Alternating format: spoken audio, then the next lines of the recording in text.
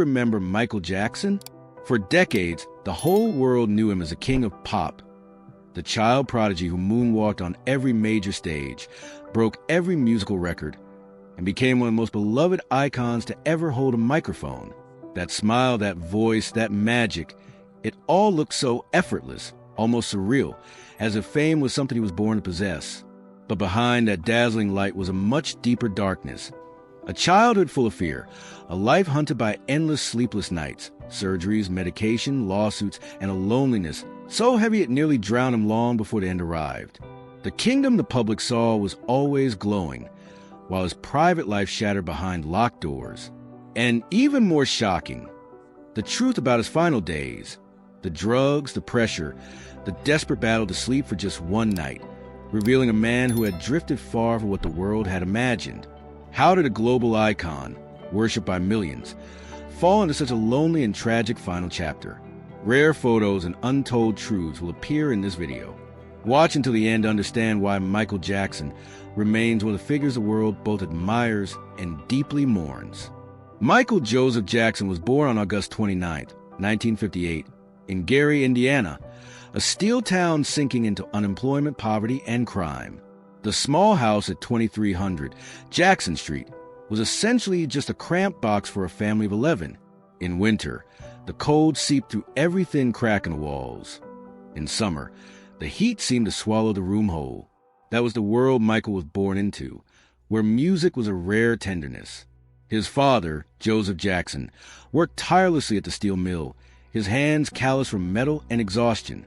But what the children feared most wasn't the sound of the key unlocking the door, but the silence behind it. A silence heavy with rules, cold commands, and punishments that came without warning. According to Michael, miss a beat, get the belt. Miss a step, get slapped. And defiance was forbidden. Michael was only 5 years old when Joseph decided his sons had to become stars. Playtime vanished. Laughter became noise. Childhood was replaced by rehearsals, singing and dancing for hours every night, sometimes until midnight. Neighbors recounted hearing the boys practicing harmonies until the whole neighborhood was asleep. To the world later on, it would be natural talent. But for Michael, it was a way to survive. Rare photos show a tiny boy with big, round eyes standing in front of a microphone taller than himself. A radiant smile, but stiff shoulders, as if he already understood the burden placed upon them. Behind that adorable look was a child who learned too early that love was conditional and it vanished if he wasn't perfect. Michael described his father's discipline as a mix of fear and longing. Fear the man who always demanded perfection, and longing for the warmth he rarely gave. In an interview, he spoke of times hiding in the closet, crying softly so no one would hear.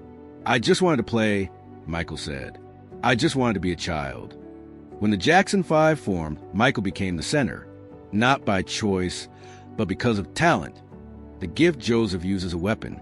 While his brothers practiced their parts, Joseph forced Michael to practice more strictly, to the point of exhaustion. Nights where the living room turned into a drill ground. Furniture pushed to the sides, Joseph standing with a belt in hand, tapping it against his leg as a warning. By age 8, Michael had a voice that could move an entire room, rich with emotion, unbelievably mature for a child. But behind that voice was pain. Behind the applause that was coming was a childhood retreating into a dark corner. Later, Michael confessed that the stage was the only place he felt safe. Under the bright lights, he was no longer a frightened boy in Gary, but someone else, someone loved by the whole world. But that escape came at a price. The line between who you are and who you must be was permanently blurred. That environment, violence, pressure, fear, left a permanent mark on who Michael was. It created a man always seeking validation, always feeling he was never enough, and seeking love from millions, because he rarely got it from the very father he yearned for most. And when the Jackson 5 prepared to leave Gary for Motown, Michael carried with him a truth that would haunt his entire life.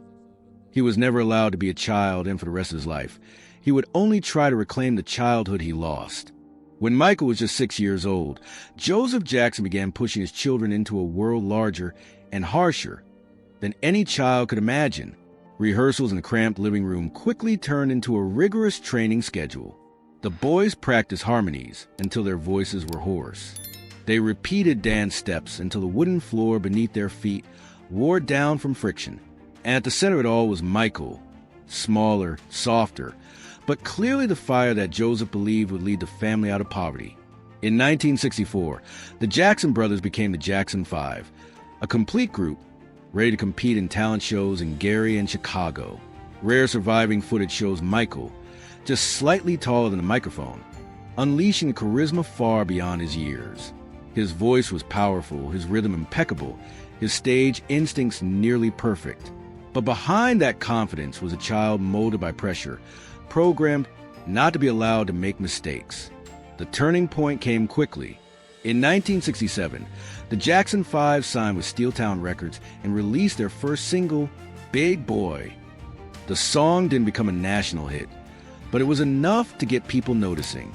And when a Motown executive saw them perform at the Apollo Theater, everything changed. Berry Gordy, the founder of Motown, immediately realized what Joseph had known for a long time. Michael was something special. In July 1968, the Jackson 5 officially signed with Motown. The family left Gary, leaving behind the rusting steel mills for a hopeful Detroit. But success brought a new form of control. Motown assigned vocal coaches, choreographers, and an extremely tight image management system. For Michael, the rules only got stricter. His schedule became a continuous loop of rehearsing, recording, schooling, photo shoots, and attending events, repeating endlessly. When I Want You Back was released in October 1969, the world finally saw what those close to him already knew.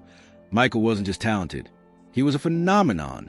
The song went straight to #1 on the Billboard Hot 100, the first in a string of 4 consecutive chart-topping hits. And at age 11, Michael became the lead singer of one of the hottest new groups in America. But fame brought a psychological split that would haunt Michael for life. On stage, he exploded, spinning, dancing, singing with a power no one believed a child could possess. But off stage, the pressure mounted. In interviews, he was a soft-spoken boy, rarely smiling, his eyes always seeming to ponder something. People who met him recounted that Michael often stood watching other children play during breaks, as if he had forgotten how to blend into a world he once belonged to.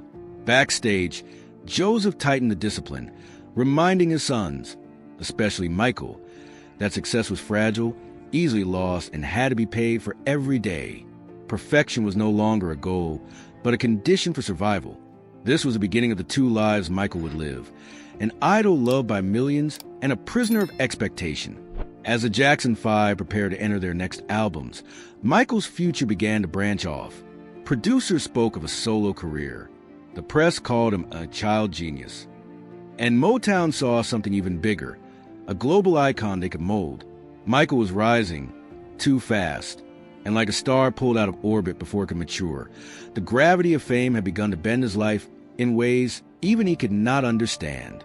By the late 1970s, Michael Jackson had achieved what most artists only dare to dream of. But deep down, he felt the world had only seen a tiny fraction of him. After years of being tightly controlled by Motown, he yearned for freedom, creative, emotional, and for his true self. That desire took shape in 1979 with the album Off the Wall, his first mature solo product produced by Quincy Jones. With tracks like Don't Stop Till You Get Enough and Rock With You, Michael officially transformed from a child star into a true artist. His vocals were mature, his dance style sharp, and his artistic ego finally had room to breathe. But Off the Wall was just the beginning. In November 1982, Michael released Thriller, the album that not only shattered every expectation, but rewrote the entire history of pop music. 7 out of 9 tracks hit the top 10. The Thriller MV turned music videos into mini movies. Billie Jean, with the illuminated floor, became a global symbol. And when Michael performed the moonwalk for the first time during the Motown 25 special in May 1983, the world seemed to hold its breath. It was a moment that changed pop culture forever. At age 25, he became the biggest superstar on the planet. The numbers were hard to believe. Thriller sold over 70 million copies. He won 8 Grammys in one night, topped the charts in over 20 countries. Wherever he went, streets closed. Bodyguards followed his every step. And slowly, the brightest star in the world began to fade from the inside out. The 1980s, seemingly full of glamour, held a vulnerability. In 1984, during the filming of a Pepsi commercial, a pyrotechnic effect malfunctioned, setting Michael's hair on fire. Severe burns to his scalp led to a series of surgeries, and the beginning of a long, painful relationship with prescription painkillers. On stage, he still smiled. Away from the lights, he hid his wounds under wigs and makeup.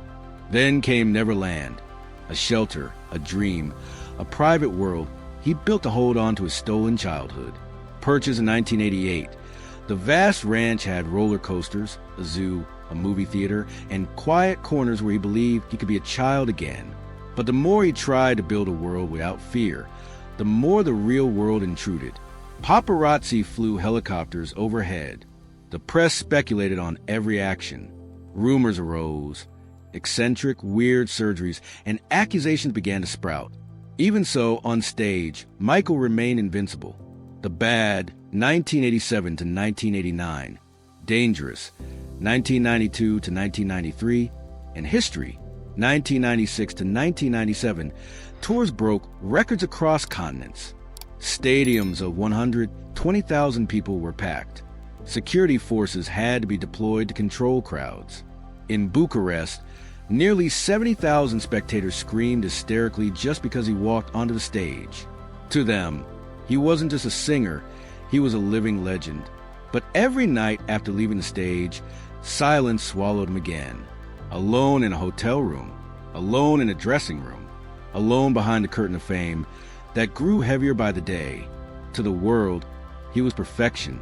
But to himself, that perfection was a prison. And behind the dazzling lights of the global throne, small cracks were spreading, signaling that the darkest chapters of his life were approaching. For most people, the 1990s opened with hope. But for Michael Jackson, the decade that began with the supreme glory gradually slid into darkness, a place where no stage light was bright enough to illuminate. What the world saw was eccentricity. But what Michael lived through was fear. Fear of exposure, fear of pain, fear of losing the only image that had protected him his whole life. In the early 1990s, Michael's relationship with his own body became fragile and complex. As vitiligo spread, his skin became blotchy with distinct white patches. Makeup artists had to work to exhaustion before every appearance to cover the unevenness. Under interview and stage lights, the audience only saw a face as smooth and white as a mask. But backstage, the truth lay in the uneven, pale patches on his arms, chest, and face, painful reminders of a body he no longer recognized. But vitiligo wasn't the only reason. Teenage acne left scars. A nose injury in 1979 forced reconstructive surgery. Then more surgeries when breathing became affected.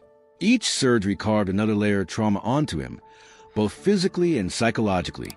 By the late 1980s, plastic surgeons, dermatologists, stylists revolved his life like planets moving around a center that was losing control. But no physical pain matched the internal chaos that erupted after the 1984 Pepsi accident. The fire set his hair ablaze and burned his scalp so severely that bone was exposed, forcing multiple surgeries. And along with surgery came strong painkillers. Pills initially meant just to numb the pain, gradually became something he depended on. A silent, hidden dependency that eventually opened the door to more dangerous addictions. In the public eye, no one saw that. People only saw Neverland, vibrant, full of magic, like a fairy tale kingdom. There were carousels, a zoo, a cinema, perfect gardens. To fans, it was paradise. To Michael, it was a sanctuary, a rare place where he could reimagine his stolen childhood. But Neverland also had a dark side. The more he turned it into a place to escape the world, the more Michael was criticized for escaping reality. When media curiosity turned morbid, the ranch gradually turned from a safe space into a violated crime scene. Paparazzi flew helicopters overhead.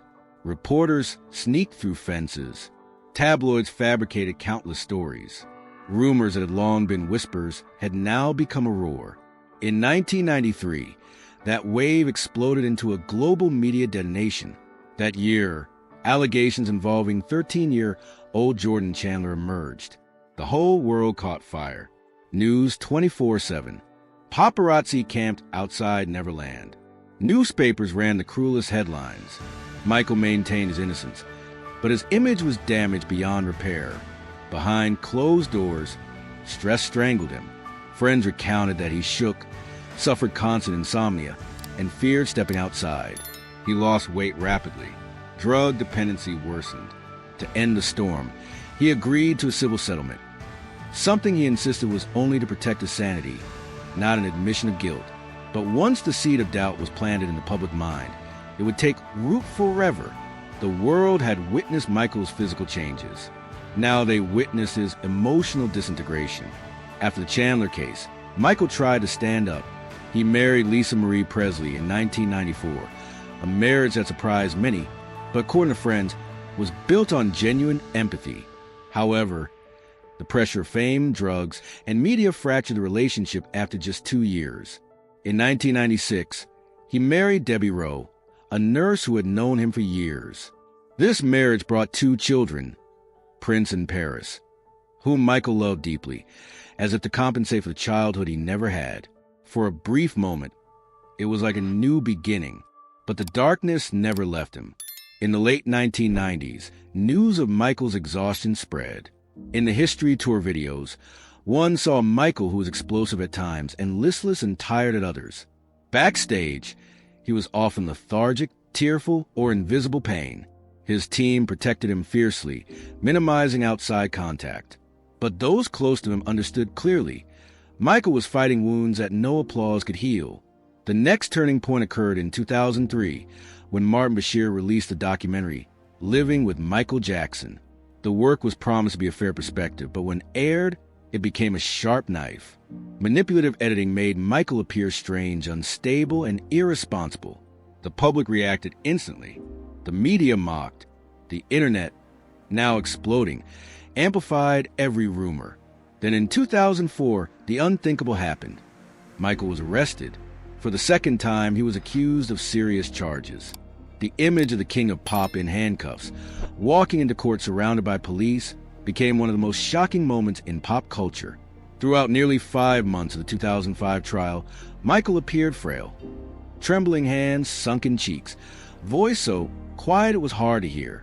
Some days he needed medical attention before proceedings. Some days he arrived late because he couldn't stand.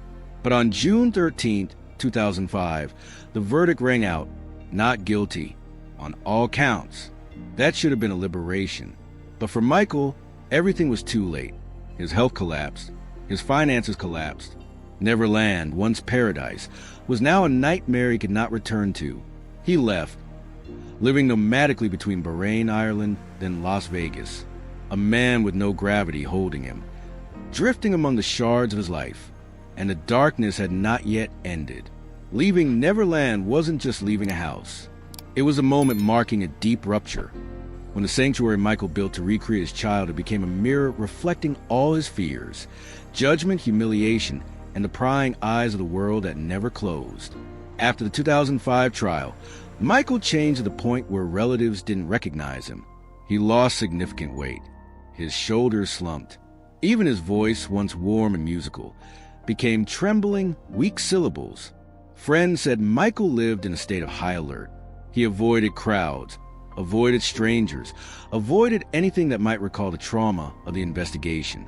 He moved like a shadow, quiet, tired, no longer like the man who once stood before hundreds of thousands of spectators.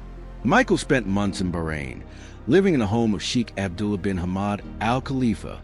Initially, it seemed like a shelter, a quiet land, limited access, no Western press stalking. He wrote music, wrote poetry, recorded demos, trying to heal a worn-down spirit. But soon legal and financial troubles appeared, including contract disputes that caused a friendship to break and led to lawsuits. It was an unchanging rule. Wherever Michael went, trouble followed. In Ireland, he rented a quiet estate and worked in a small studio, where producers described him as fragile but full of magic. They recounted times Michael stood alone in the studio, letting the golden light hit his face, dancing rhythmically and singing melodies so beautiful they made everyone hold their breath. But just minutes later, He would collapse into a chair, completely exhausted, as if the genius inside him was consuming his body too fast. One more time. By the late 2000s, Michael lived mostly in Las Vegas and Los Angeles, trying to find peace with his 3 children. But that peace never lasted long. Debts piled up, a series of lawsuits, unpaid loans. The cost of maintaining Neverland was like a wound that never closed. The man who once earned hundreds of millions of dollars now had to sell assets, negotiate debt restructuring, and depend on advisors, many of whom did not have his best interests at heart. Tours had exhausted his body. Scandals exhausted his mind. And the financial crisis made everything else collapse. Then an opportunity appeared, an opportunity carrying both hope and tragedy. This is it. In 2008, Michael signed with AEG Live for a series of comeback concerts at the O2 Arena in London, initially planned for just 10 shows. But when tickets sold out in hours, the number was raised to 50 shows, an unimaginable workload for any artist, especially one with health as fragile as Michael. But he agreed. Fame, pride, financial burden, and the desire to be recognized once more all blended into that decision. Rehearsals began in early 2009. And backstage, the darkness slowly revealed itself. Dancers, musicians, and backstage staff recounted that Michael was like 2 different people. There were days he shone, dancing as if gravity didn't exist, tweaking every harmony, leading the band, and making the whole rehearsal room explode with energy. But there were also days he trembled, gasped for breath, was confused. He missed rehearsals, arrived late, sometimes stood motionless, lost in his own thoughts. Those close to him knew the truth. Michael was dependent on medication at an alarming level. To sleep, he used all kinds of strong sedatives, Valium, Ativan, Xanax, already dangerous when mixed, but they no longer worked. His body had tolerated the drugs long ago. And then, in the months before this is it, a stronger substance entered his life, propofol, an extremely potent anesthetic used in surgery, requiring monitoring equipment and a specialized anesthesiologist. Never allowed to be used for sleep, never allowed to be used in a bedroom. But Michael had used it for years. Insiders said Michael called propofol the only way to turn off my thoughts. Chronic insomnia, an obsession with perfection, and a lifetime of being hunted had left his mind in a state where it couldn't switch off. Body exhausted, mind exhausted, but sleep still evaded him. Dr. Conrad Murray, hired as a personal physician for the tour, became the person responsible for monitoring Michael's health in the final months. Records and testimony later revealed a terrifying truth. Using drugs nightly, increasing doses over time, and depending almost entirely on propofol, a drug never permitted for use in this context. Meanwhile, AEG applied greater pressure, needed Michael to practice harder, ensure fitness, ensure the show would happen on schedule. Michael was trapped between contractual obligations, financial pressure, the judgment of the world, and the fear of disappointing fans after a decade of silence. He was 50, emaciated, chronic anxiety, chronic pain, severe insomnia, dependent on anesthetics. But every time he stepped onto the rehearsal floor, magic still happened. In the This Is It footage, one sees him controlling the band like a gifted conductor, correcting every drum beat, singing every sample melody, devising lighting and inspiring like the golden era. However, those brief moments were overshadowed by the darkness that crept in when the music stopped. By June 2009, that darkness had turned into a real crisis. Staff recounted that Michael was visibly weaker. He shivered in the heat. He complained of cold, thirst, dizziness, slow reactions. Some warned he needed to rest immediately. Others begged him to stop. But the machine was running. Too big, too expensive, too late to stop. And in the final days, when the pressure reached its peak, when his body sent desperate signals, Michael entered the darkest chapter of his life. A chapter the world only saw when it was too late.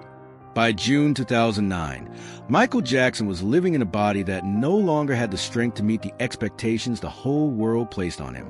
Rehearsals for this, as it got heavier, the pressure grew larger. Every hour, every dance step, every line sung carried on its shoulders the weight of 50 sold-out shows. 50 promises to fans, to creditors, to organizers, and to himself. And behind it all was a body silently failing. On June 19th, during a rehearsal at the Staples Center, those present said Michael was no longer himself. He trembled constantly, spoke with difficulty. His movements lost connection with the familiar rhythm. Director Kenny Ortega sent an email to AEG leadership, warning that Michael was not in condition to rehearse, physically or mentally. He wrote, "He needs a shrink and a medical check. We cannot let him rehearse tonight." The warning was ignored. The performance machine could not stop. Not for health, not for exhaustion, not for Michael. On June 23rd and 24th, a miracle happened. Michael lit up again. In the last surviving rehearsal footage, he danced "They Don't Care About Us" full of fire, directing the band with agile eyes, singing perfect lines like the old days. In that moment, the greatest artist in the world came alive once more. But behind that light was a human being standing tall thanks to sedatives and a final will. The night of the 24th ended at midnight. Michael returned to the Holmby Hills mansion, luxurious but empty. There, Dr. Conrad Murray was waiting. According to later testimony, Michael was anxious, restless, exhausted, and desperate because he hadn't slept for days. What happened next still haunts the world. Murray gave him a series of sedatives, Valium, lorazepam, midazolam, but they had no effect. Michael begged for milk, his own nickname for propofol. Murray initially refused, but then agreed.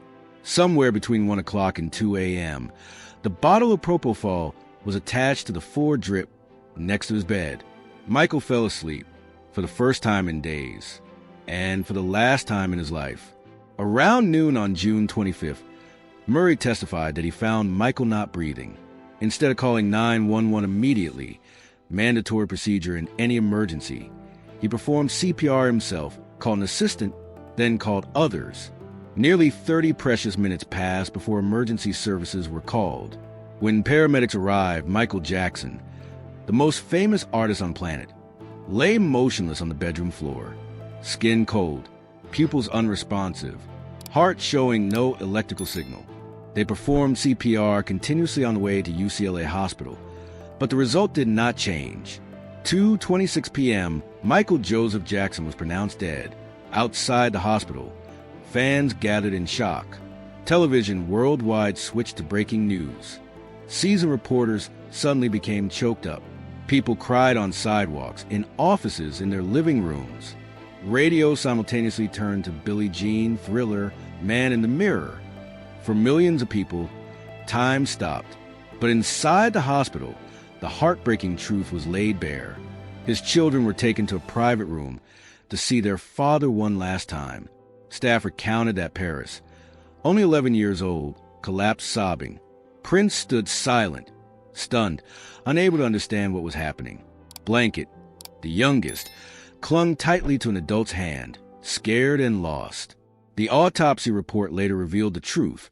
Acute propofol intoxication, used against regulations, without monitoring equipment. The world called it an accident, but many believe it was something else. A preventable tragedy, born of pressure, profit, and a lifetime of pain.